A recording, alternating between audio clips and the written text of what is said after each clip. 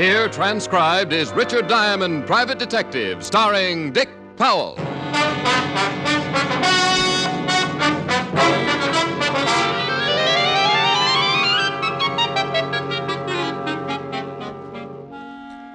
It was about 2 o'clock in the afternoon. It was cold out, and it had been raining. When it got a little warmer, it would probably snow. The whole city was covered with a heavy sheet of ice, and the steam heat in my office gurgled and clouded up the windows. I was feeling pretty good. I was warm. I'd had one client in the past week, and my bank account was on its way to recovery, and a good breakfast in the drugstore downstairs had made me comfortable and drowsy.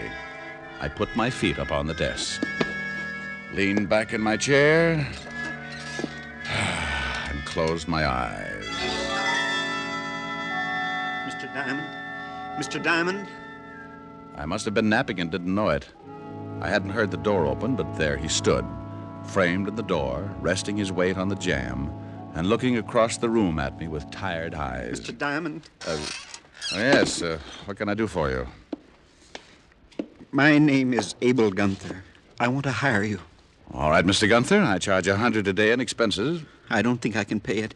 I can pay you some, but I don't think I can pay you that much. Well, that's my fee for you or a Rockefeller. I got expenses. I see. Well, I'll keep looking. I need help. Perhaps you could recommend someone? You'll pardon me for saying so, but you don't look too well, Mr. Gunther. I'm pretty sick, Mr. Diamond. Maybe you'd better sit down and tell me what your problem is. I can't afford the money. That's all right. Tell me about it anyway. I think I had better sit down. Yes, you better. What's wrong? You got the flu or something? No. I'm afraid it's a little more serious. Would you really like to hear my story? I think I really would. I'm a farmer, Mr. Diamond. My home is Haiti, near Saint-Nazaire. Haiti? Yes, the West Indies. I was born there, raised there. My parents died when I was 13. I have a wife. She's there now, and she's the main reason I have come here seeking help. My wife is dying, Mr. Diamond. I must get help quickly before it is too late. I have a farm. He kept talking, telling me about his life on Haiti. He told me about his farm, a fairly good-sized farm by his description. He told me how in the past 2 years things began to go wrong on his farm. And soon all the farms in the area were also having trouble. The cane fields would burn every year. Then it was the cattle. One by one, they became sick. Then my wife, and now me. And you don't know what's wrong with either of you, huh? Yes and no. My Christian religion fights it, but my life on Haiti has taught me deep respect for it. Respect for what? Voodoo, Mr. Diamond. Oh, I know just what you're thinking. But a doctor in Haiti has examined my wife and can find nothing wrong. Well, I don't particularly believe in anything like that, Mr. Gunther. But if you do, why have you come to me? I said I have a healthy respect for it. I don't entirely believe it, but some of the things I've seen make it difficult to disbelieve. I came to you because I suspect a possibility of something more. Immediately after my wife was taken ill, I received an offer for my farm, a very low offer from a Saint-Nazaire banker. I investigated, found it had been made in the interests of one Arthur Cotswold. Arthur Cotswold? Haiti's biggest planter. Oh. How about the other farmers? They received offers like mine. Being the oldest farmer, the rest looked to me for guidance. I told them to wait. Then I came here to hire someone to look into the matter. Would you like some water? No, thank you. I'm all right. Anyone else become ill besides you and your wife? Yes, several others. I have $368 in my ticket home. The money is yours if you will go to Haiti and investigate. Have you been to a doctor here in New York? No. Mr. Diamond, here's directions how to get to my farm. My servant, little Chiva, is there. No one knows I came. Mr. Gunther. Mr. Gunther!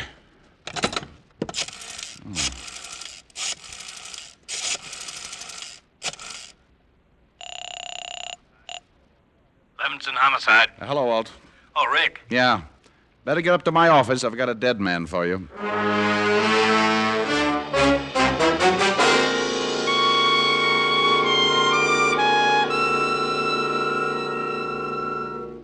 Are you kidding? That's what Gunther told me. Voodoo? Voodoo smoodoo, that's what the man said. Now, steady, boy. Oh, stop it, Walt. You know I don't believe it. But you're going down to Haiti. Well, somebody's got to tell the wife. The local authorities can do that. Hey. No, what's the matter? The local authorities in Haiti. Why didn't Gunther go to them if he thought there was something phony about the setup? You want an opinion? If you can strain one out. Well, Gunther probably didn't go to the Haiti authorities because he knew they'd think just what you're thinking. Okay, so I'm crazy. Well, Gunther died in my office. He came a long way for help, and the poor guy wanted to give me his last $368. So I'm going to Haiti. I'll send you a zombie.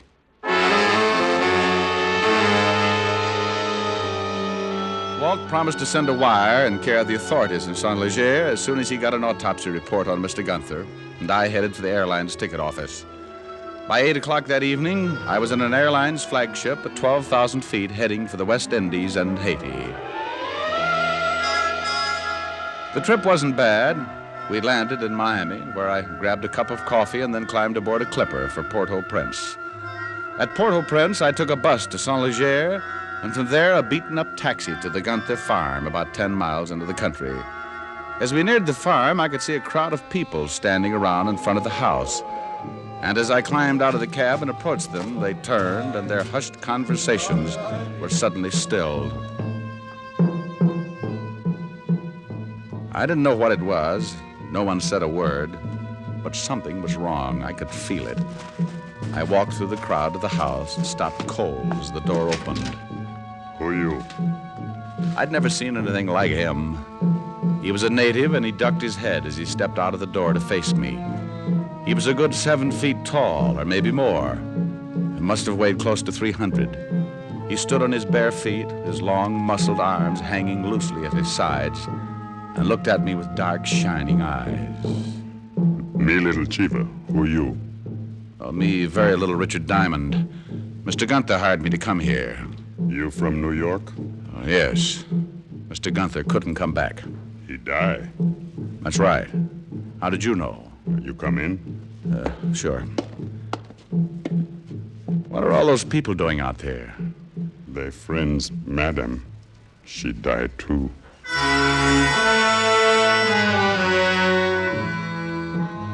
Little Chiva led the way into the bedroom where Mrs. Gunther lay on the bed, covered with a fresh white sheet, her eyes closed in death, her face drawn and tired. Little Chiva told me she had died the day before, about 3 in the afternoon, and a cold chill ran up my back.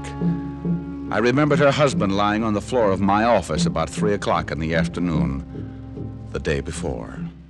What you do here? Mr. Gunther wanted me to find out why the cattle are getting sick, why the fields are burning, why he and his wife became ill. Bad voodoo. Well, he thought it might have something to do with a man named Cotswold. He big man. What are those drums? For Madam and Mister. They voodoo. Good voodoo. Give blessing for spirit. For Madam and Mister. Oh. You see, little Chiva, the Mr. Gunther wanted me to help him. He paid me money to help him and died asking for help. I'm going to try and do what I can. The Madam and Mister good people. Teach little Chiva. They take little Chiva when he's small boy and make good life. You good man. Little Chiva help you.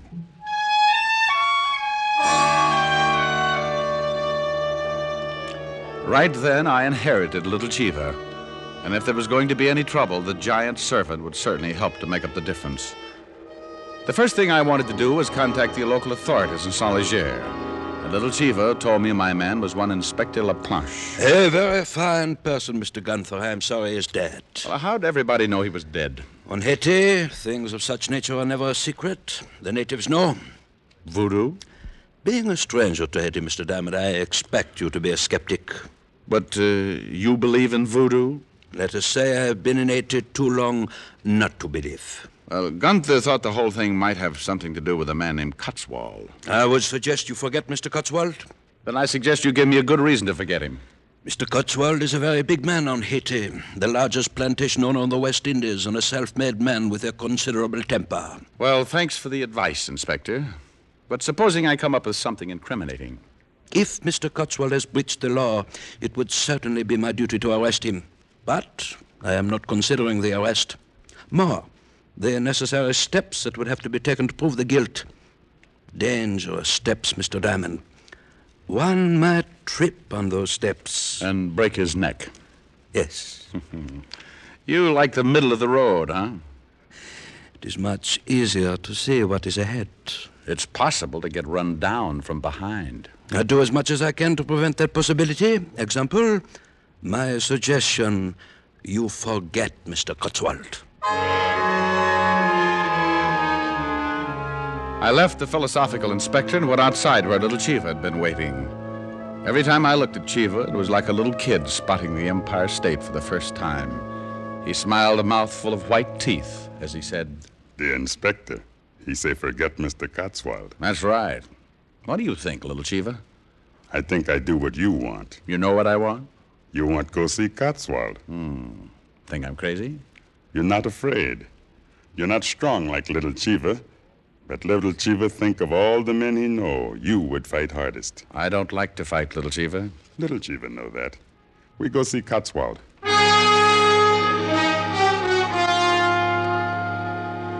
Little Chiva led the way up a long, narrow road surrounded on both sides by high sugarcane fields. Somewhere from not too far away, I heard the drums start again. Little Chiva stopped, looked off to the north. He began moving his shoulders, slowly, keeping time to the steady rhythm of the drums. He began to sing softly. Oh, hey, say Papa Nuki Papa say. Oh, hey, say Papa Nuki Papa say. What does that mean, little Chiva? It means in your language, it is our Papa who passes. Papa? Papa Damballa, the great source. Voodoo? Yes. Later I must leave you. Today is Wednesday. This is the day of Papa Damballa. Oh, hey, say Papa Nuki Papa say. He continued his little chant until we reached the beginning of a long, high fence running along next to the narrow road.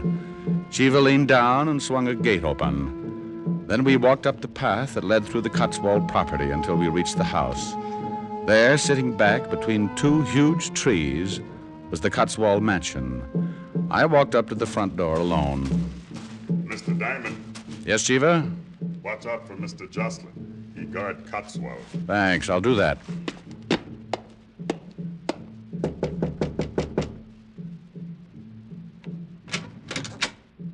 What do you want? I want to see Cotswold. You do, eh? What are you doing here, little Chiva? I wait for Mister. Found himself a new governor, what? You must be that fella Diamond. I must be. Well, come in. Mr. Cotswold's been expecting you. He introduced himself as Jocelyn and led the way into a large panel study. And I met the big man himself, Arthur Cotswold. The drums stopped.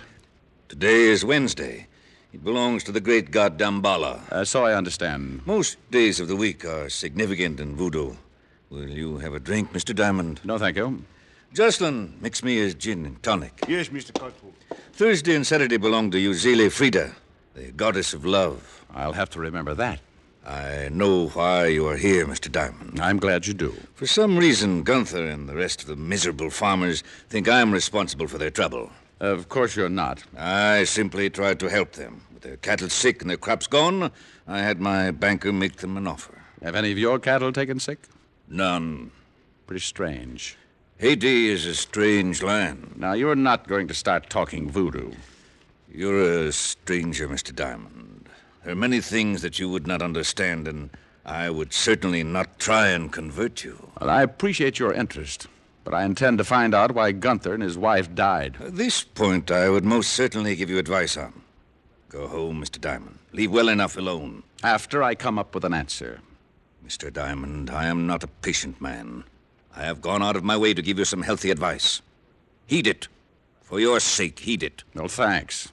I'll let you know what I find out. You persist in this investigation? I always persist. In fact, I'm the persistentist.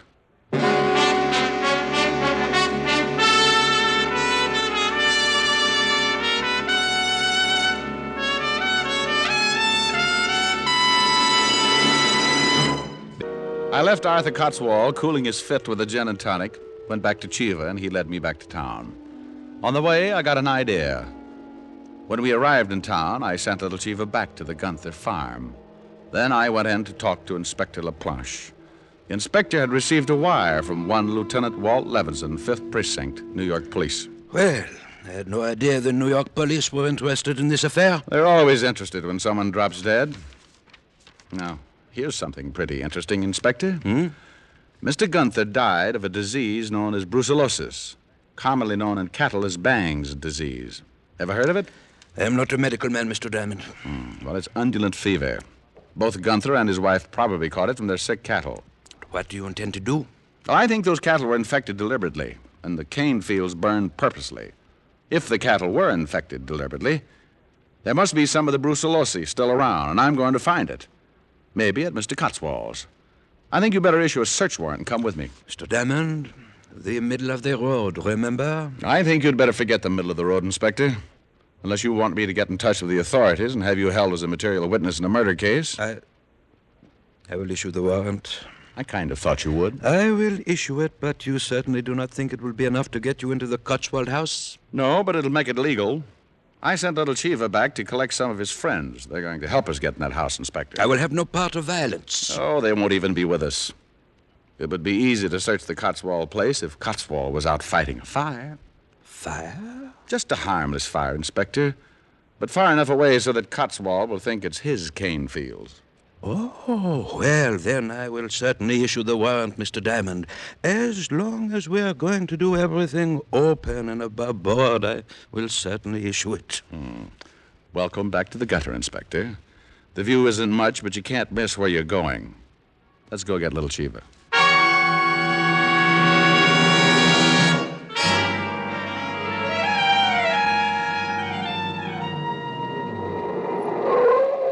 What are all those natives doing at the Gunthers? I don't know. It looks like something's wrong.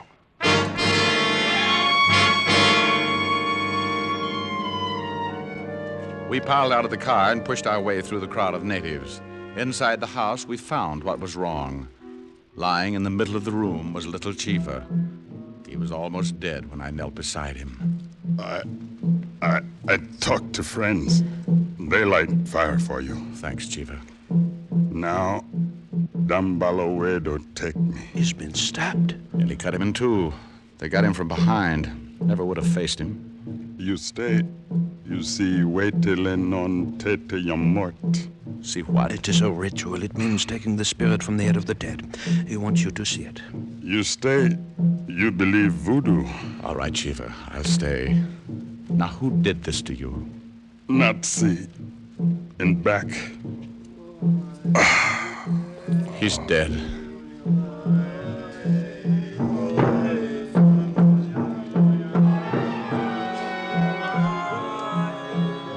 The next few hours I'll never forget. The inspector knew what was coming, and he wanted no part of it, so he waited outside. I don't know whether I can describe it, but I'll try. And even though I saw it with my own eyes, I still don't quite believe it. The natives came into the house and picked up little Chiva. They placed him on a bench and the ceremony began. Some of them had already obtained the necessary items used for Waitiloan on Teti Yum Mort. They included several live pigeons, olive oil, 30 pieces of fat pine wood, a pair of chickens, some coarse cornmeal, and a saddle blanket, and a large white plate. Little Chiva's body was covered by the blanket, and then the pigeons were killed and cooked without seasoning. The cornmeal was roasted, then placed in the white plate. The 30 slivers of pine wood were lighted and carried by the natives like candles. Then one of the natives took the white plate with the meal in one hand and the pot with the chicken in the other and approached the fire, chanting a strange dirge.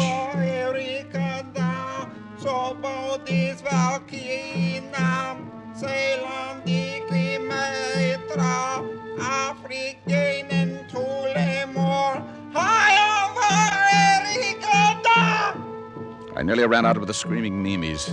As he finished the last line of the chant, the dead body of little Chiva sat straight up with straining eyes, bowed its head, and fell back.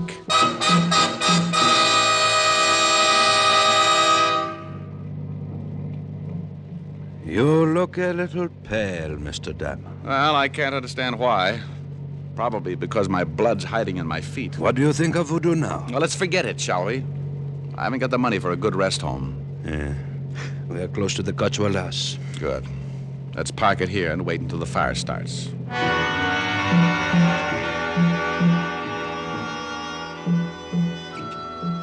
The inspector and I sat in the car and waited while the moon climbed up over the clouds and the drums in the distance tangled my nerves into complete knots. After about an hour of waiting, a dull glow to the south started the expected commotion in the Cotswold household, and we climbed out of the car. Fire, Mr. Cotswold! The cane field! Fire! Get the servants! Get every man out there to fight that fire! It had worked. The inspector and I stayed to the shadows until the last man went running out of the house. Then we went in. We worked as fast as we could. We took the place apart. And I must say, the timid inspector had really gotten out of the middle of the road. He tore the place apart like he'd spent most of his time on a wrecking crew. I have not found a thing. Oh, the house is clean. There's a barn. Then let's go. We went out of the house and headed for the barn about 50 yards away. The drums were louder now, and the dull glow of the fire had nearly vanished. It was obvious that the inspector and I had to work fast. He took one end of the barn, and I took the other. We worked toward each other. Just about the time I was ready to give the whole thing up. Diamond! Diamond! Inspector, you find something? This hypodermic for cattle. That's not enough. This bottle hidden under this box. Well, it's more like it.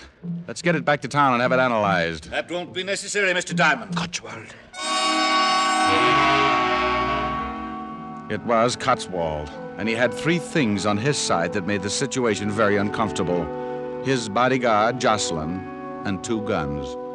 They stepped through the open door and moved up to us. I see you found my secret, Mr. Diamond. This is the stuff you've been infecting the cattle with. And this is what killed the Gunthers. That's correct. You see, you should have really taken my advice and returned to the States. You'll be held for murder, Cotswold. Who will convict me, Mr. Diamond? No evidence, no one to testify. I'm surprised at you, Inspector. I thought you had more sense. Sometimes a man finds his pride and does the best thing. You know, of course, I can't allow either of you to live. No, we had a hunch. Now tell me something.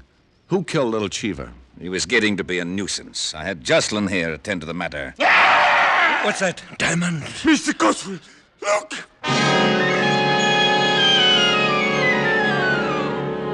Well, now I want to tell you, I'd seen a lot that day, but that was just a little too much. The howl had come from the open door, and standing in it, framed against the yellow moon... It's him! It's little Chiva! No! But there he was, and he looked even bigger as he shuffled toward the two men, his arms swinging at his sides like two giant sledgehammers. He was going all the way. He hadn't just come back from the dead to sit up.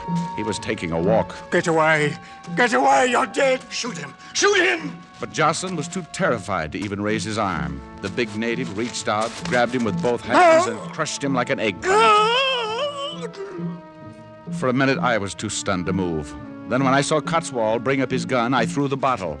It stopped him long enough for the big native to drop Jocelyn's limp body and charge in. Like an idiot, I had some stupid reason for wanting Cotswold alive, so I tried to head Chiva off. Ever try to stop a freight train with both hands out? He brushed me off, and I crashed into the wall just as he grabbed Cotswold. No! No! He picked him up, raised him high over his head, and threw him the length of the barn. Diamond. He's coming over here. Now, look, old boy. It's me, Diamond. Little Chiva, please, Me not little Chiva.